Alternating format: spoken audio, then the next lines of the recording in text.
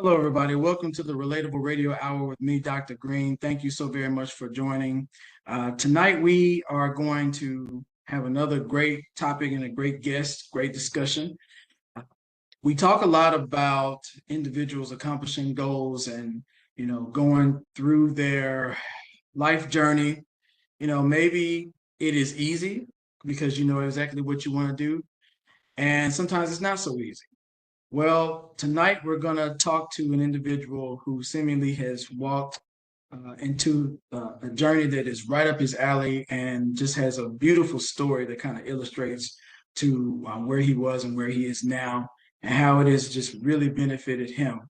And so we're going to talk about that and so much more. But I do want to start off by just introducing tonight's guest, Mr. Michael Morris, who's the director of the two museums located here in Jackson, Mississippi. Mr. Morris, how are you doing, sir? Man, I'm doing terrific. Yeah, that's great. That's great to hear. Well, listen, I was able to meet you and also kind of follow you for quite some time, aside from meeting you not too long ago. And we were able to talk and catch up, of course, and I learned a little bit more about you. But I would love for you just to kind of share a little bit about yourself to the audience tonight. Yeah, absolutely. First and foremost, I want to tell the audience that, I was born and raised right here in Jackson, Mississippi. And so I grew up in Presidential Hills, which is right up Highway 49. I attended Boyd Elementary, Northwest Middle School, and Callaway High School. And, I'm very proud of being from Jackson. I love this city so much. I got a lot of family and friends here. But when I graduated, I decided to go to Jackson State University. And one of the reasons I made that decision is because my grandmother actually worked at Jackson State. She was a secretary to Dr. John Peoples there, who many say was our best president that we've had over the last 50 years. And so kind of always knew I was going to go to Jackson State. And, it's really dear to my heart for a whole host of reasons, but most importantly, that was really the jumping off point in terms of the career that I have today. Mm. And I think that's always good when we can have family or other individuals in our lives to kind of instill certain things in us and kind of push us forward in our journey. That's a really, really great thing to be a part of. So, if you would kind of talk to us a little bit about, your experiences ultimately leading you to college and then going into the route in which you chose to get your degree in and all those things. How did it all come about? Because I know that we both are Callaway Chargers, and I'm a little older than you, but I'm pretty familiar with that whole high school scene. But just talk to me a little bit about how that experience was, and then going right into that Jackson State journey and majoring into the major that you got into, all that good stuff. Yeah, sure. So I think I mentioned this to you when we met at the museums on June 1. I can really trace it back to my stepdad. He Mm, was somebody that was very, very involved in the community. He was very, very involved in his church. He was a Prince Hall affiliated Mason. And so he was always going to meetings and introducing me to people. And in fact, on my wall in my room, along with a photograph of Michael Jordan hitting his last shot, were the composite photographs of the Legislative Black Caucus going all the way back to the 1980s. And so I look back on it now. Back then I complained about why do you have these black and white photographs in my room? But I mhm. look back on it now, he really was trying to make sure that every time I woke up every morning, I saw black leadership. And I'm very thankful to him for that. And so through him, I got a chance to meet some of these first black legislators since Reconstruction. And he was very, very history minded. He was somebody that grew up right here in Jackson during the 1960s, was very familiar with some of the more well-known figures of the movement, like Henry Kirksey and so many others. And so my starting point in terms of learning about history really does stem back to my stepdad. And I also got to give some kudos to my mother, right? She was an elementary school teacher. And so she was somebody that was very, very focused on making sure that my sister and I got a very good education, um, during the week. And then oftentimes on Saturdays and Sundays, I found myself, singing in the church choir and participating in different church activities as well. And so I owe a lot to my mom and my pops. And lastly, I just mentioned how wonderful my sister is.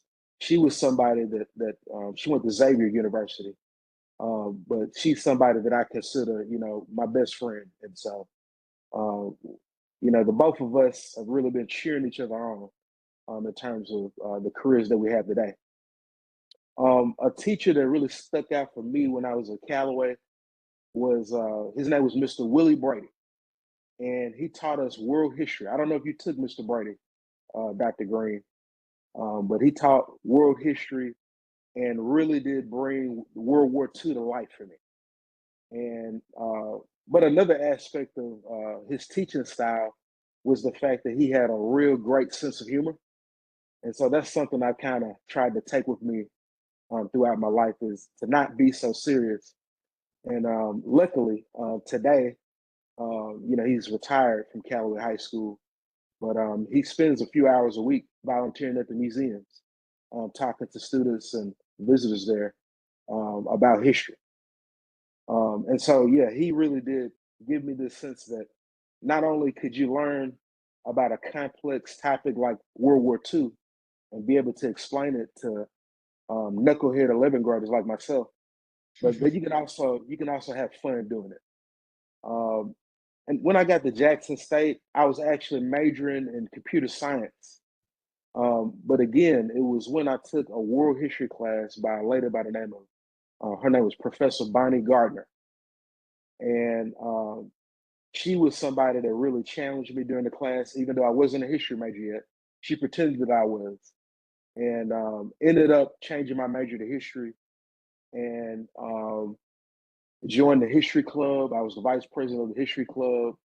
And then I also became a student worker at a place called the Margaret Walker Center, the Margaret Walker Center, which is named after the phenomenal, world acclaimed writer Margaret Walker. And got a chance to learn a lot about her, some of her more famous works, Jubilee, and some of the writers that she had relationships with, like Richard Wright. And so all of these experiences, that was my first opportunity to actually get my hands dirty and work in the archives. But the funny thing is, Dr. Green, another thing that they asked me to do is to try to get kids on campus interested in reading books. So, uh, as you may know, at Jackson State, that can be kind of tough. But I was able to build a community of folks that were really history minded and that were focused on trying to accomplish things and make the history department look really, really good. So I owe a lot to Professor Bonnie Gardner, also Dr. Robbie Luckett, who's still the director of the Margaret Walker Center to this day, Dr. Janice Broccoli, um, Dr. Mark Bernhardt. There's so many professors that just stick out in my mind when I think about my time as an undergraduate at Jackson State. And of course, the chair of the history department back then was Dr. Denora Davis, who is a real big figure in terms of Mississippi history here in this state. And so all of these folks really poured into me. Um, my minor was actually political science, and I spent a lot of time in the political science department as well. And so I've got to mention Dr. Byron Ory and Dr. Michelle Deardorff. And there's so many others I can name. Dr. Lanique Smith, that really poured into me, even though I wasn't a political science major. They really did spend a lot of time with me and really helped me to hone my skills in terms of learning about statistics, which is what a lot of political science involves. Yeah. And yeah, go ahead. No, please continue. No, I was just going to say that was actually when I started taking classes in the political science department. That was my introduction to another big figure in terms of my experience at Jackson State, Dr. Leslie McLemore. And so that was my first time meeting him. If you don't know him, Dr. Green, he was the founder of the political science department at Jackson State. He taught there for many, many years. He started this institute on campus called the Fannie Lou Hamer Institute on Citizenship and Democracy. But more importantly, he spent a lot of time during the movement here in Mississippi, and particularly during Mississippi Freedom Summer when he was a Rush College student. And he was actually a delegate, a Mississippi Freedom Democratic Party delegate during the Democratic National Convention, and actually traveled there. He knew Fannie Lou Hamer and so many other of these movement figures that we read about. And so I got a chance to learn under him a lot about the civil rights movement here in Mississippi and the connections to Reconstruction and so many other parts of our history here. Yeah. Wow, and it sounds like once the bug bit you as far as that history world, I mean, you had so many platforms to just kind of let that thing just blossom and blossom. And it truly sounds as though it paid off for you because you were so interested in it that it ultimately led you to kind of this space that you're in right now. What is it about history? And I guess also with that political science, background as well. What is it about history that just excites you? Hmm, that's a great question, Dr. Green. I think if I had to point to the one thing that excites me the most about studying history, um, is this notion that anybody can be an actor. And so when I was coming through the history program, and just really over the last 30 years, a number of books have come out that have shaped the way that we look at history, the way that we look at the past. Typically, for so much longer in our history, there was a big focus amongst historians on just the big figures in history, the presidents, who was on the Supreme Court, who's the key member in Congress. Well, there were two books that came out in the 1990s that really upended that notion of studying history. There was a book called Local People by Judd Dittmer that came out in 1994. And then in 1995, Dr. Charles Payne wrote a book called I've Got the Light of Freedom. Now, both of those books are about the movement here in Mississippi. And what makes both of those books so instrumental in terms of the way that we look at history today is that they really did have a bottom up perspective. This notion of trying to understand who were the local leaders, who were the local people on the ground that really did make an impact on the way that our society is looked at today. Who was really the people that were facing danger in terms of being progressive during the 1960s? And, who are the folks that have been under recognized in terms of deserving credit for this notion of democracy that we enjoy today? All of these are questions that we're still grappling with today. And I think that's what excites me the most is being able to explain to people that you don't need to be the president of the United States to make an impact or to make change happen. In fact, it was folks like Fannie Lou Hamer, who barely had a third grade education, who was a sharecropper, who made tremendous change in this country. And so I think those stories really do um, excite me in terms of being able to engage with folks and allow them to see the agency and the power that they really do have.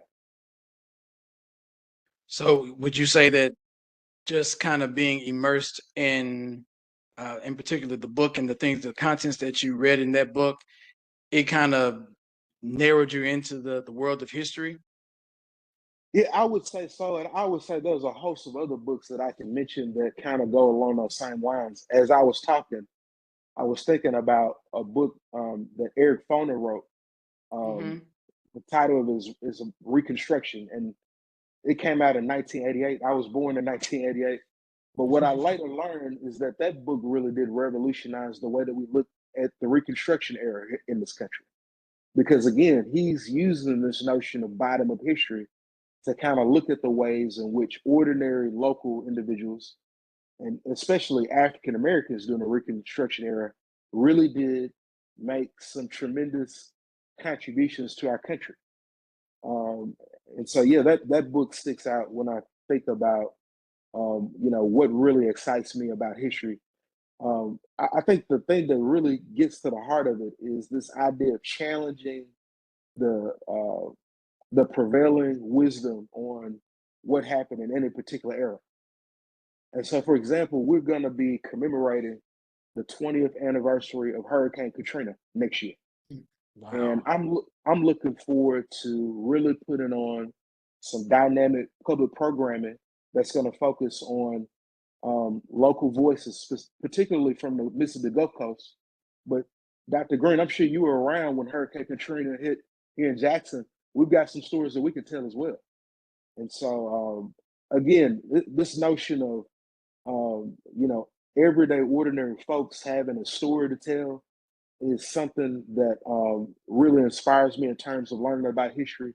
But it's also a theme when you study the history of the Department of Archives and History, which is the state agency under which the museums operate.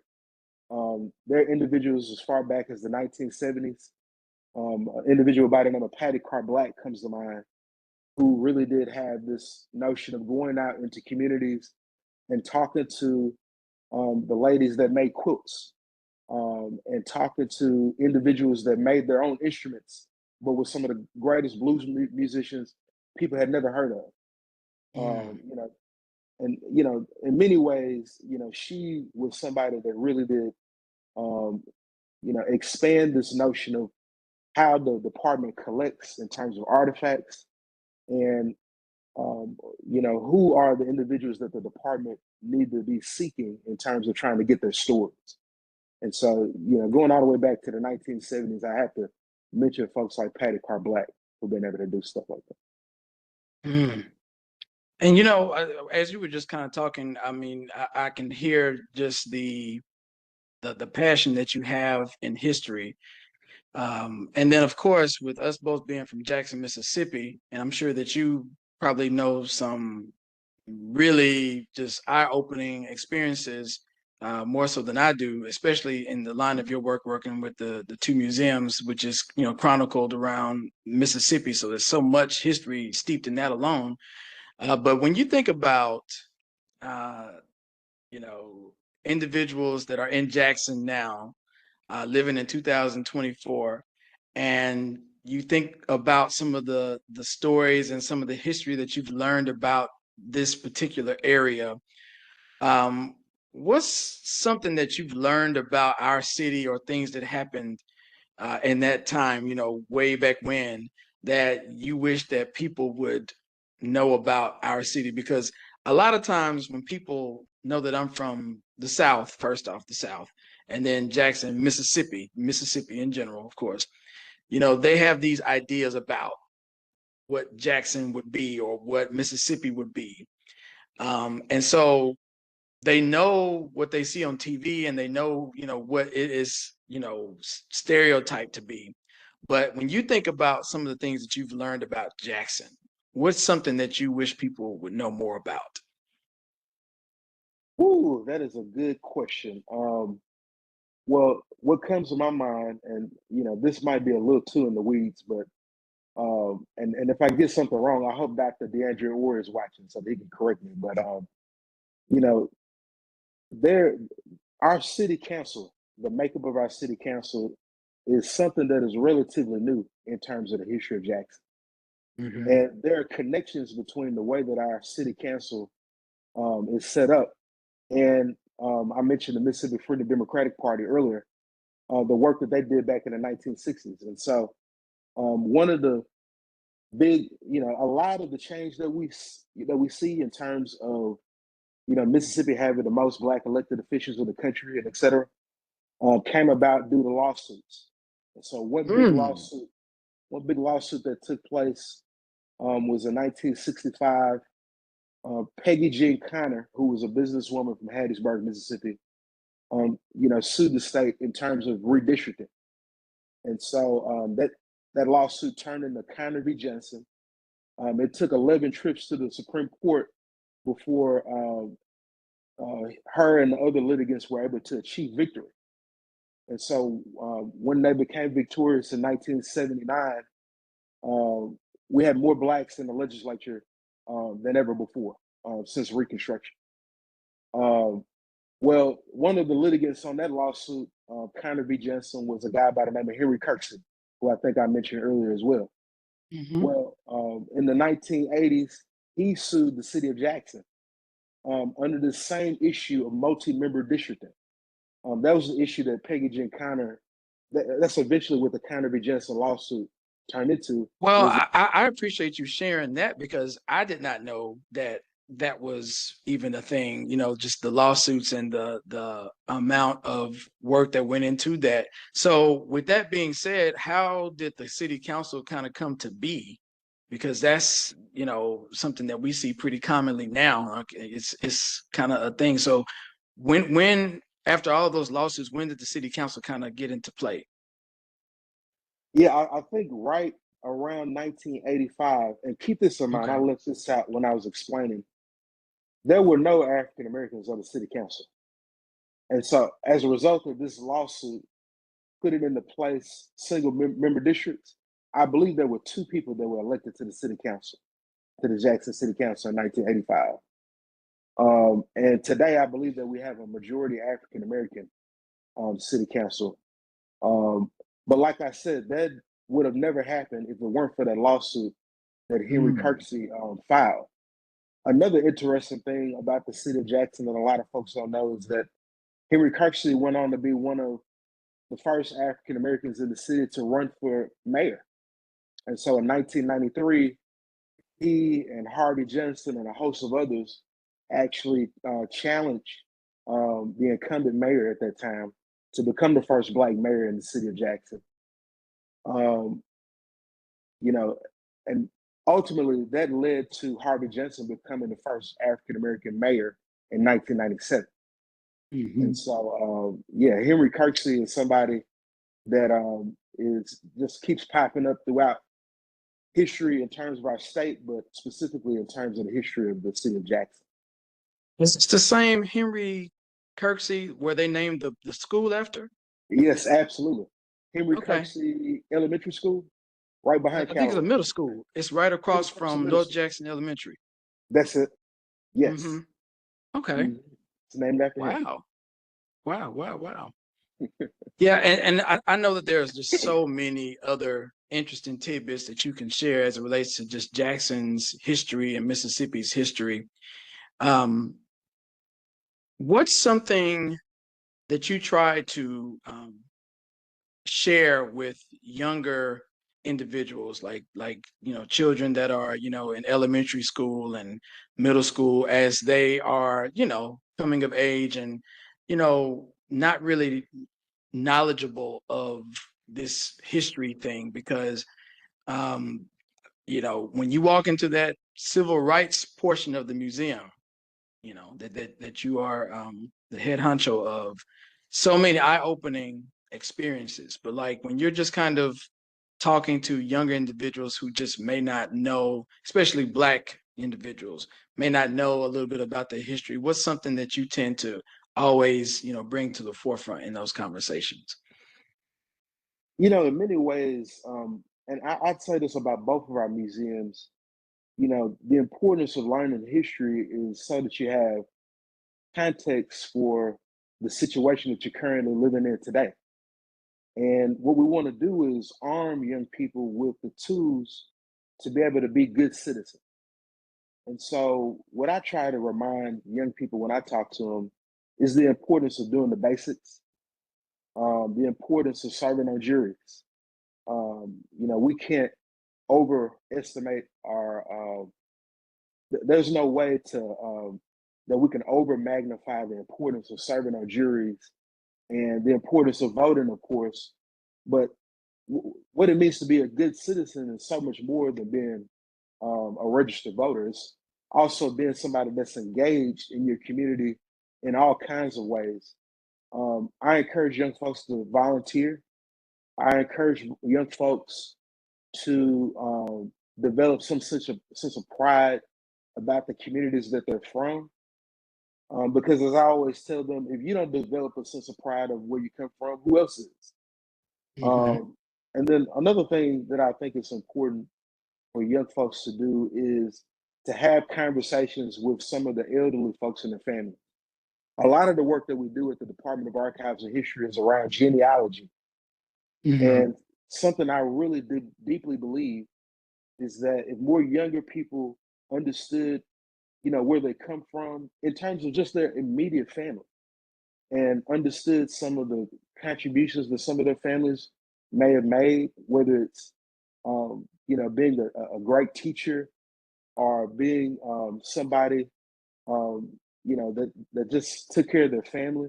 I think that could be very, very meaningful in terms of changing the trajectory of some of these young folks' lives.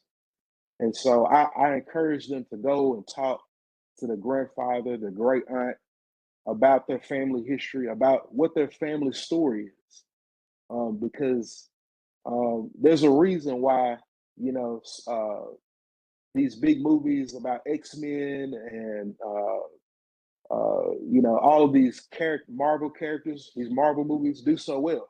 They talk about narrative arcs, and I think that if we want to build individuals that are going to be good citizens and that are going to be superheroes, right?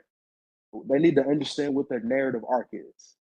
And I appreciate you for bringing me on and allowing me to kind of talk about my narrative arc. That's kind of what I was getting into early on during our conversation. And Hmm. having that conversation with you reminded me of those composite photographs that my dad hung in my room. And I only wish he was still here so that I could thank him for doing that for me. Absolutely.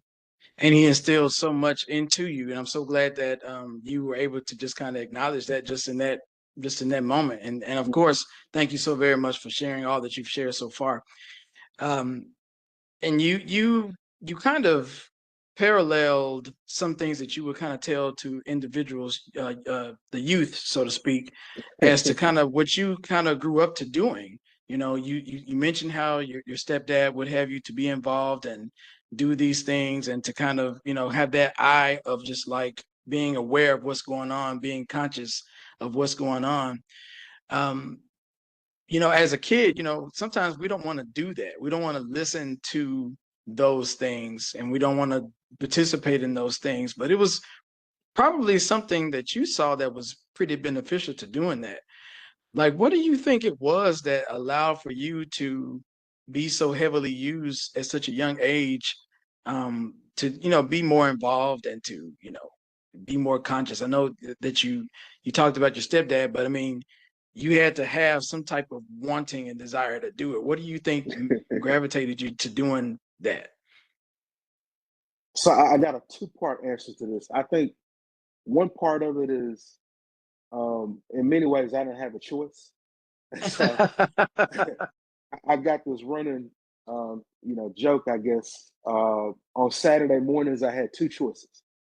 I could go out with my dad, who'd leave at like 5 o'clock in the morning, going to go work on some campaign or something, or I could go hang out with my mom for the day. And the problem was, Dr. Green, too many times when I stayed home with my mom, I ended up in the women's section of J.C. Penney or some shopping center Yeah, at the mall. yeah, And so, yeah. yeah, my in terms of the choices that I had, aside from going to go play basketball, it was hanging out with family. It was going to church. I'd say that was a big factor as well. And there's a particular scripture that comes to mind that I had to memorize. It was Ephesians 6:1. Children, obey your parents in the Lord, for this is the law. Honor thy mother and Yes. father. And so we had to memorize that scripture. And I took that scripture very, very seriously. And so when my mom and dad told me to do something, it was unusual if I, gave them lip back or said, no, I don't want to do that. That changed a little bit as I got older. Like when I was like 17, 18, I got a little rebellious. But for the most part, during my childhood, um, they were very much disciplinarians. And so I guess the other part of that answer is because they were so strict in terms of our movement when I was younger. As I got older, I kind of, some of the reasons why they did that kind of resonated with me. And it still resonates to me to this day. And Hmm. so, yeah, in many ways, I was frustrated with them for being such strict disciplinarians back then. But the word that comes to mind is being thankful, and in particular, my mom. I mean, she is just a phenomenal person. She just retired from the Jackson Public School District last year, and in terms of being a strict disciplinarian, when she got up, everybody else in the house got up, right? Except for Daddy. Daddy could stay asleep, but she get up at 5:30 every morning, and it didn't matter if I was in high school and could basically ride to school with my friends. She wanted to make sure we were up and ready to go to school. And so all through high school, I'm pretty sure I had perfect attendance for that very reason. But yeah, I'm thankful to them for just instilling into me these values of being committed to what you're doing. That's what we're really talking about here. If you're gonna be in school, you need to be there every day, and you need to be trying to put your best foot forward. I'm not trying to say I always did that, but eventually I got it. I think Yeah. eventually I understood that if you're gonna do something, go ahead and do your best at it. Yeah, absolutely. So great things that you kind of absorbed, in the younger stages of your life kind of propelled you in a lot of ways and prepared you for where you are right now, which is the director of the two museums located here in Jackson, Mississippi. This is kind of a relatively new position for you, but you know, I'm imagining with the surplus of individuals that come in and come out and the different, activities that go on, there's a lot that goes on, in your world. Without giving like a whole bunch of details, because I don't know specifics, because I'm sure it's a lot. Um, what would the day to day of your experience kind of running the two museums look like? Because I would imagine it's quite a lot. Absolutely. I'd say one of my biggest jobs is being a public relations representative for the museums. So talking to the media, but also we do a lot of long-term planning. And so I talked to you a little bit about 2025. This year, 2024, the whole focus throughout this whole year has been commemorating Freedom Summer. And that's Hmm. when hundreds of students came down to Mississippi and worked alongside local Mississippians to register folks to vote, to transform the way that we look at education through this notion of freedom schools. And then we talked earlier about the MFDP, the Mississippi Freedom Democratic Party. That party was created to challenge the regular state Democratic Party and make a case that they should be seated at the Democratic National Convention in August of 1964. And so we've been spending a lot of time implementing the program plan that we put together last year about what we wanted to do this year. And so simultaneously, as we're implementing that plan, we're coming up with the plan for what we're going to be doing next year in 2025. And already I can think of three things that we're going to be doing. Um, Hurricane Katrina.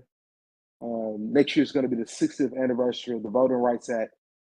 And then lastly, it'll also be the 100th birthday for Meg Evers. And so we're going to be doing events that commemorate all those things. I think my Hmm. most important job is the hiring and retention of employees. And I can tell you this, Dr. Green, I've got the best team of folks at these museums in state government, period. And I say that without hesitancy. Um, when I think about Ayana and Drew and Sarah, we got two Sarahs that actually work at the museum. There's so many others. These are some of the most dedicated, hardworking folks in state government. And if you think I'm passionate about history, these folks take that passion to a whole nother level, and decidedly so because they can do things that I can't do. So, for example, trying to explain the importance of the Native American experience to how we understand Mississippi to young people under, that are in the fifth grade or less, it's very, very difficult for Michael Morris to do. But that's something that some of these folks that I'm talking about here specialize in, working with young people. A lot of them come right out of the classroom, which is really, really helpful Wow, that's because amazing. that's what we're doing day to day is working with school students. And so, in many ways, my job is to keep these young folks I just named working at the Department of Archives and History in some capacity, but specifically working at the museums. Um, and that's just a little taste of just kind of what's on my mind right now is um, and let me just mention this, Dr. Green, because we've lost a lot of civil rights veterans that have poured a lot into me through the years. Somebody that comes to mind is Hollis Watkins, who we lost last fall, who was a civil rights veteran, one of the first Mississippians to work for the Student Nonviolent Coordinating Committee. And so every opportunity that I get to have a veteran of the civil rights movement get a chance to talk to an audience, I'm taking it. I'm jumping all over it because I want people to hear these voices. And so, I'm thinking about Dory Ladner, who we lost a couple of months ago. I was able to be with her sister Joyce Ladner as they unveiled the Mississippi Freedom Trail marker in their honor in Hattiesburg, Mississippi, just a couple of days ago.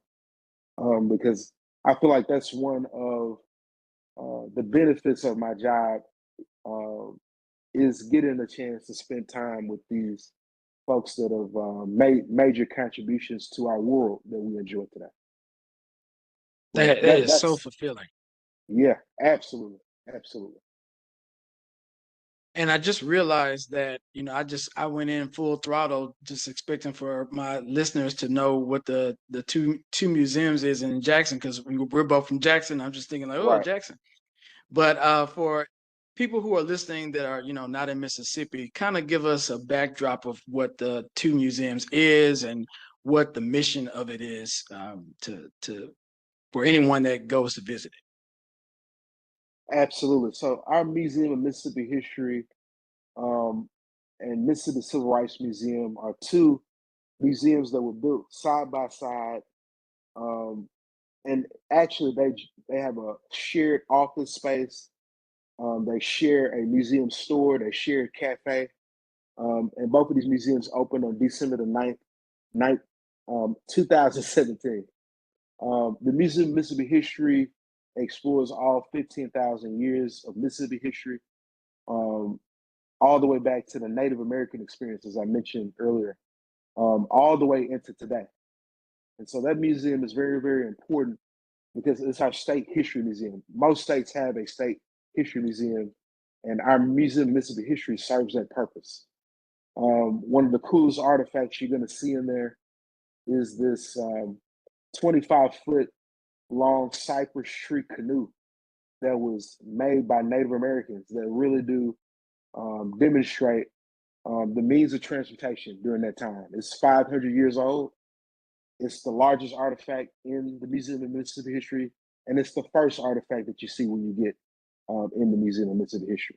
Our Mississippi Civil Rights Museum takes a particular focus on the 30 years between 1945 and 1975. When we say Mississippi was ground zero for the civil rights movement for the entire nation. And so we thought that what happened here in Mississippi, and when I say we, I'm talking about Mississippians, right? Mississippians thought that what happened here in our state between those years I just mentioned was so important that it needed its own museum. And that effort to create that museum was spearheaded by some of the civil rights veterans that I mentioned before, Hollis Watkins, so many others who spent a lot of time on the campus of Tougaloo College and who donated their papers and their artifacts related to the movement in hopes that one day they'd be able to share these stories with students from around the world, students and tourists from around the world. Mm-hmm. And so those efforts were brought together in about 2011. The state legislature spent over $90 million on these two facilities. And then they asked the Department of Archives and History to raise another $30 million. And so as a result, what you see, and this might be self-serving for me to say, are two Smithsonian caliber museums that we have located right in downtown Jackson that explore the rich legacy of Mississippi's steward history. And I can tell you this, I've been to state history museums around the country. Nobody's got a story like Mississippi does. When you look Yeah. at antebellum Mississippi before Mississippi, when you look at colonial Mississippi before Mississippi even became a state, to the territorial period, to antebellum Mississippi, to the Civil War. Um, Mississippi, what happened at Vicksburg was very, very pivotal in terms of turning the table during the Civil War and allowing the Union Army to achieve victory. And then you look at Mississippi just after the Civil War, during Reconstruction, and on into the 20th century, and of course our Civil Rights Movement. We've got stories that just need to be told. And what's been most gratifying about me being in this role, I started last August, is being able to actually see people from around the world that come to our museums to learn about these stories. And Hmm. they leave, they walk away, I think, equipped, I think, armed with information to be able to go back and make change in their own communities. And I think in many ways, they leave inspired by the resilience that they see on display in the exhibits in both of those museums. 100%. I mean, I have gone there several times since it opened in 2017, and it seems as though every time I go there, I am absorbing something new. I see something Mm-hmm. new that gravitates to my attention. And I think one of the first times that I went there, I felt the the angst of those earlier times in Mississippi when segregation was very much the way of law, and this was even during the slavery times or post-slavery.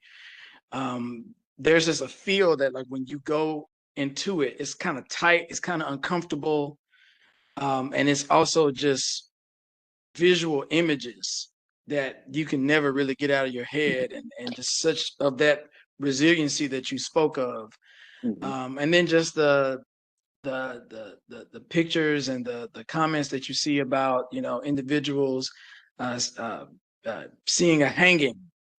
That Mm-hmm. was like an event for a Saturday night, and to think of just that being the way of the world, it's heavy, but it puts so much on your brain and it motivates you so much more. Being an African American, just knowing the struggles that your ancestors have gone through in those instances. So, I mean, like you said, Mississippi's story is just top notch, and it's a lot of content behind it. And for you to say that Absolutely. you visited some other state museums such as ours, and to you know put ours on such a high regard, that speaks highly, because I'm sure you've seen so many different influences as relates to different museums at this point. Yeah, man. Just last week I was just last week I was in Washington D.C. and I had a Hmm. chance to go through the National Gallery of Art, and which is right there on the mall, not too far from the National Museum of African American History and Culture. And one of the things that stuck out to me was, I'm always trying to keep an eye out for Mississippi when I go to these other Of places, especially course. when I go to the Smithsonian. Yes. Yeah, there were a number of pieces that relate to the American South, way up there at the Smithsonian. Um, and there's an artist by the name of Charles White, um, phenomenal artist who was from the North but spent some time coming through the South. And I remember looking at a piece that he did. This was actually when I was at the Art Institute in Chicago that had a special exhibit on Charles White. And he had a number of pieces that talked about Mississippi. And to me, that just speaks to this outsized influence that our state has on the field of history, on the field of art. And we haven't even talked about sports and entertainment. Right. It really is something to remark upon and really take in when you think about the overwhelming influence of our state, from Elvis Presley all the way through. Just and yes, when I go to other museums, I'm also looking to see, what are you guys doing in terms of engaging the community? And in many ways, when we constructed both of those museums, um, one of the things that they did was create these community advisory committees. And these were individuals from all across the state, from different with different backgrounds, folks that represent the Italian community that's here, folks that represent the Jewish community that's here in the state, folks that represent the Asian community on the Mississippi Gulf Coast came together during these community meetings, and they had influence on the exhibits that you see in those museums. And the same thing was done in terms of our Civil Rights Museum. And my understanding is that this idea of community curation is something that's been around the Department of Archives and History for a long time now. And so, in many respects, the department, our museums are on the cutting edge of what we're trying to do in the museum industry. And I think that's something to really be proud of. And it's one of the advantages of having our museums operated under the auspices of the state of Mississippi is making sure that they're well resourced and that they have everything that they need. And I think that's something that, you can't say about every other state around here. But that's something that you can definitely say about Mississippi. We really Oh, do that's incredible. our history. Yeah, and I think that's incredible to do. It makes it so much more authentic when we can, keep all those things in mind and keep it lined up that way. Keep it authentic. Absolutely. You mentioned something about like the music and the arts and the entertainment side of it. I think there have been some genres of music that originated in Mississippi, but for whatever reason, we didn't really get the claim of it. And I think one particular source of music that is not necessarily new, but it's kind of been out for a while, is called Southern Soul. And I think a Mhm. few months ago, they had some sort of a ceremony to kind of indoctrinate that Mississippi is the birthplace of Southern Soul. Can you kind of speak to that a little bit? Because I think that was kind of immersed in the Mississippi history trajectory as well. Absolutely. You're making me think of one of my favorite little exhibits in our Museum of Mississippi History. It's a juke joint with Yeah, a jukebox in it that you can actually press buttons and play music. And so yeah, one of the groups a lot of people are surprised to see on the jukebox is the Staples Singers. Well, yeah, yeah. Pop Staples was from Mississippi, and so that sound that Wow. he was able to take up to Chicago with his daughters is something that he was able to develop here in Mississippi, and particularly in the Black church. Um, and so the tagline for a long time for Visit Mississippi, which is our state tourism agency, is that Mississippi is the birthplace of America's music. When you think about country music and when you think about the blues, it was guys that were coming down here from DC in the 1960s and 1970s, setting up recorders, listening to these guys play in the backwoods of the Mississippi Delta. And that music, I'm trying to think of Dockery Farms is a place in the Mississippi Delta. I don't know if you've ever been there, but a lot of blues artists can trace their influence right there to Dockery Farms. And so, yeah, countless example after example of Mississippian contributing to all genres of music. And now, like you said, Southern Soul is something that we can lay claim to as well. I can remember Bobby Rush, who is a phenomenal artist. I believe he's almost 90 years old and he's still performing. Yeah, he's up there. I mean, and he's still winning Grammys, right? He's almost Right. 90 years Yeah, old, he he's is. still winning Grammys. But he told us stories about, performing along the chitlin circuit Wow. and performing with some of these big name artists that we know of today, Muddy Waters and etc. But it's just a reminder to me that it just wasn't that long ago that folks were operating on the underground in terms of playing this music. And when you think about the Beatles, for example, one of the reasons they wanted to come to the Americas is because they wanted to meet guys like Howlin' Wolf and some of these blues artists that most folks had never heard of, but that they were listening to over there in Great Britain. And so, yeah, Mississippi just has an outsized influence in terms of when you look at all genres of music, but in particular Southern soul, the blues, country music, and there's a big push to really celebrate the role that Mississippi has had in terms of gospel music. Um, Yeah. there have been a number of big time gospel records, in addition to the Mississippi Mass Choir, that were recorded right there in Malaco Records. And so Yeah. that place right there needs to be celebrated, and that story needs to be told. And not enough people understand that spot right there on Northside Drive is where some of the greatest hits you've ever heard in your life were made, gospel and Mm-hmm. blues. So, Mm-hmm. yeah, Mm-hmm. again, Mississippi is just a special place in terms of that.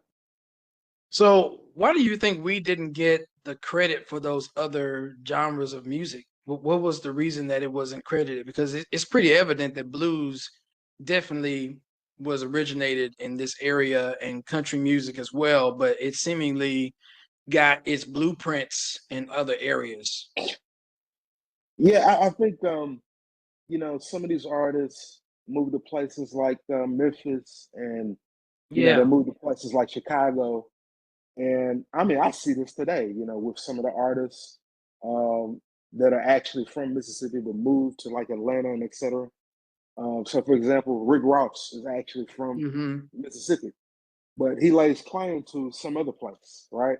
And I Mm-hmm. think artists were doing that even back in that time. And I think what it came down to was, and still to this day, Mississippi still has um, some work to do in terms of repairing its reputation.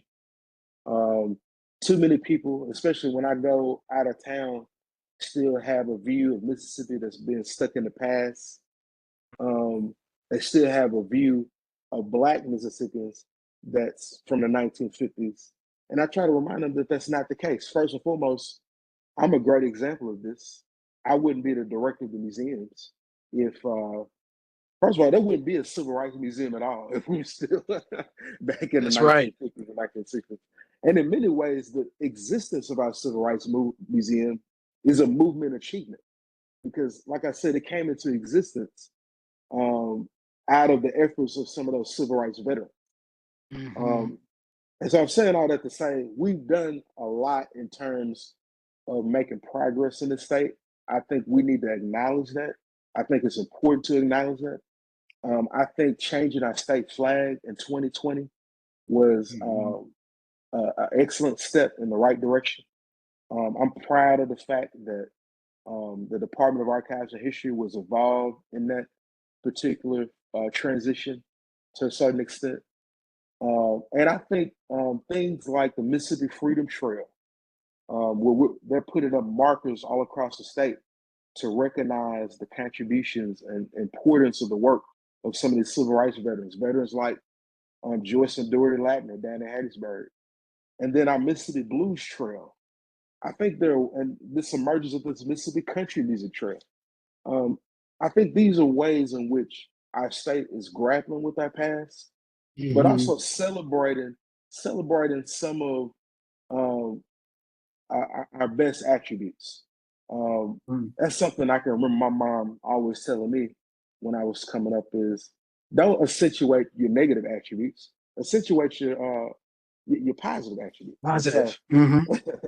and so I think that's something that Mississippi is still learning how to do, and in some respects doing. And I think that's going to go a long way in terms of putting forth on a national front our true contributions to this country because Mm-hmm. the contributions are frankly enormous. I agree with that. 100%. I mean, it would be phenomenal if the trajectory of Mississippi, the positive that we have, indoctrinated into the society was a little bit more put into effect. But, there are some instances that just we can't seem to get away from. But, hopefully with workers such as yourselves, doing the hard work that you're doing to, promote Mississippi and to do it in the most positive way and in some of the most glowing ways that we have possible because it's not a bad place to be, but I know that those other sides of Mississippi can just kind of have people thinking what it is and never really let go of it. And Right. sometimes that's to our own fault as well. I know you can probably see some of those things too coming up in our legislative laws and things of that nature. But you did mention something I want to circle back before we part ways. The Katrina tribute that you're going to be doing, or the commemoration of it that you're working on for next year, because it will be Yes. 20 years, I think you said. Hmm.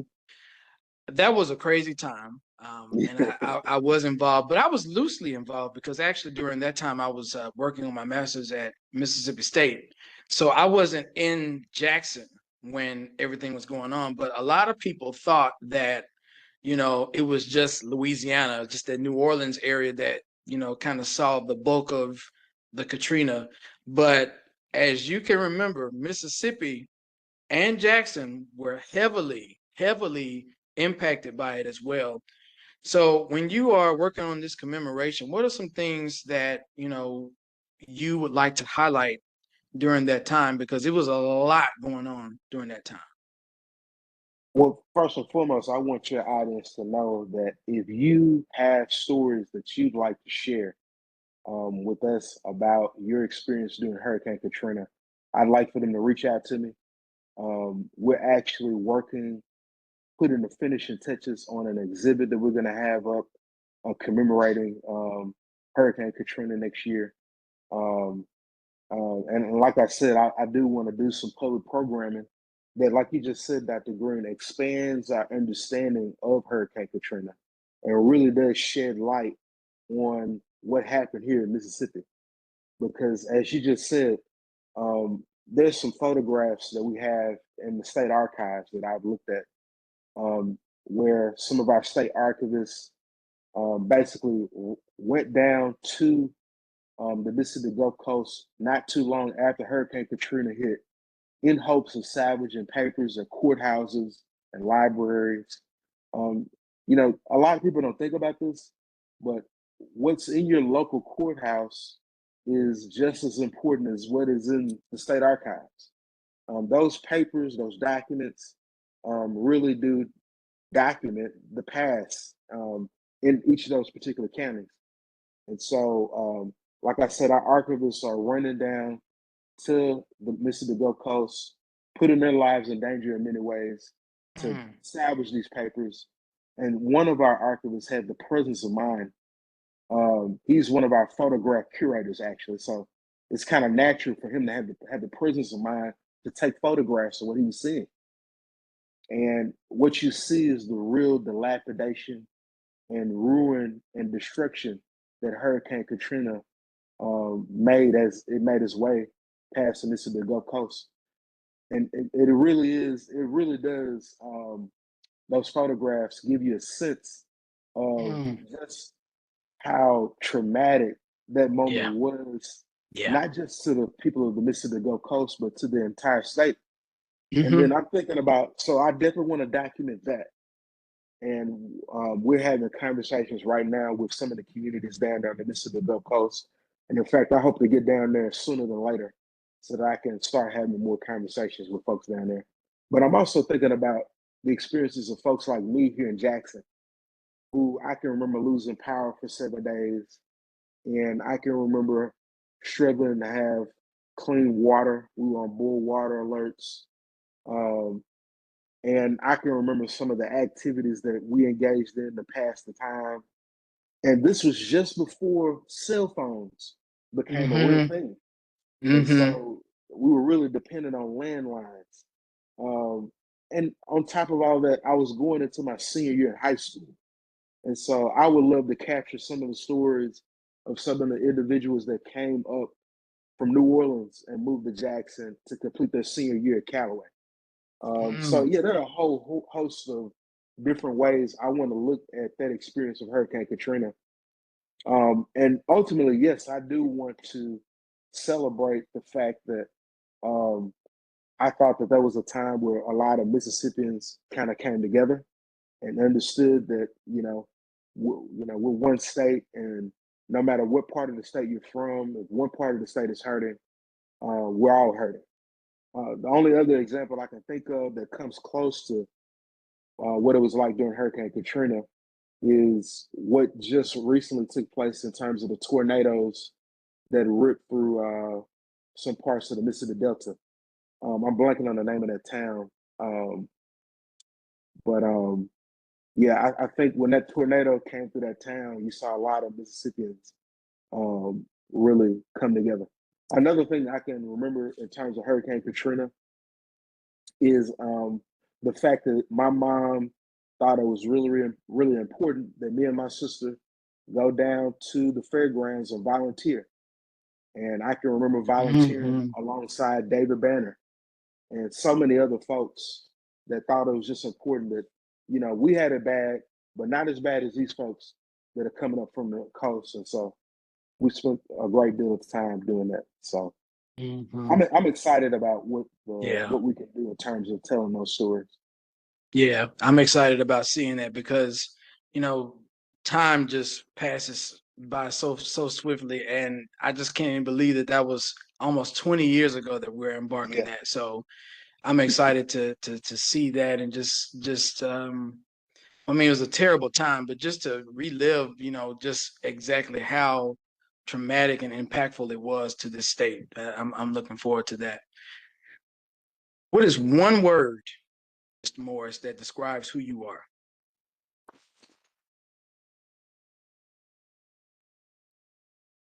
That's a tough one, Dr. Green. One word that describes who I am. One word. I would say the one word that describes me is faithful. And I mean that in a lot of ways, particularly my faith. But also, I mean that in terms of my family. Hmm. I think they both have a lot of faith in me, and I've got a lot of faith in them. I think that in terms of my allegiance to my community, um, I have a deep love for the city of Jackson. Um, I have a deep love for the city, for the state of Mississippi. Um, I think that our state has an incredible future ahead of itself.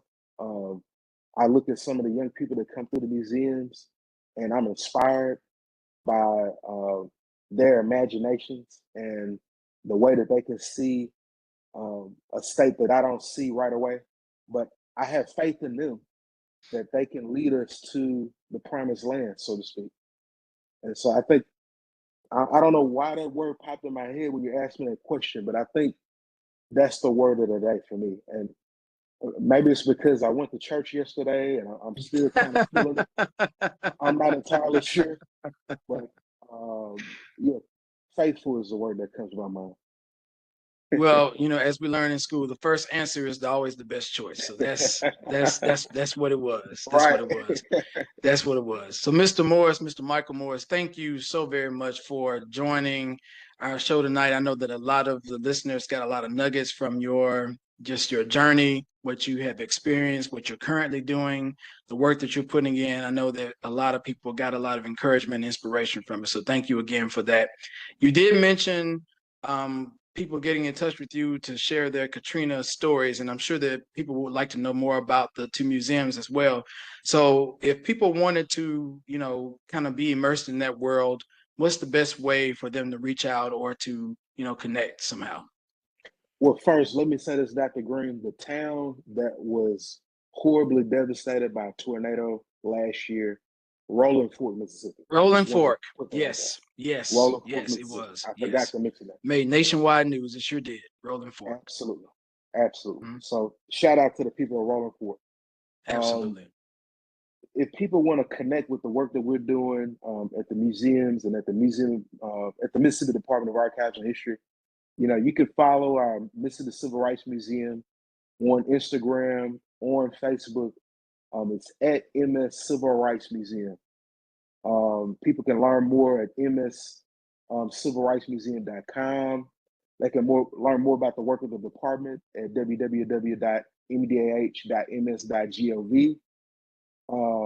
And yeah, my email address, if anybody wants to reach out to me in terms of stories that they have related to Hurricane Katrina, is mmorris So that's MMORRIS at mdah.ms.gov. And at the very least, just swing on by the museums, and I'd be glad to talk to you. That would be great. That'd be great. One last thing before I let you go. What is something that you are grateful for today? One thing that you're grateful for. I am grateful for the fact that Target had the color shower curtain that I was looking for when I went in there looking around this morning. So I'm grateful Okay. for that. Nice.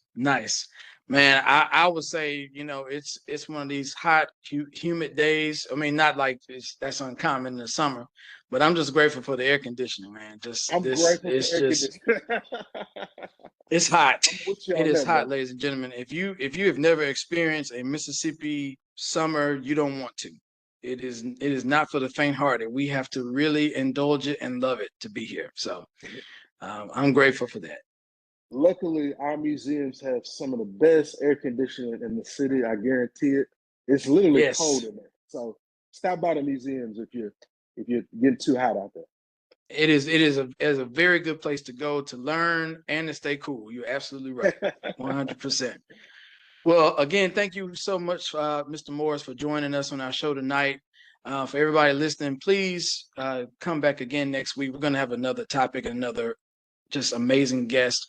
And I just hope that you all are just learning and growing and getting some nuggets week after week. So please join us again. Thank you so very much for joining tonight. Have a great evening. Have a great weekend.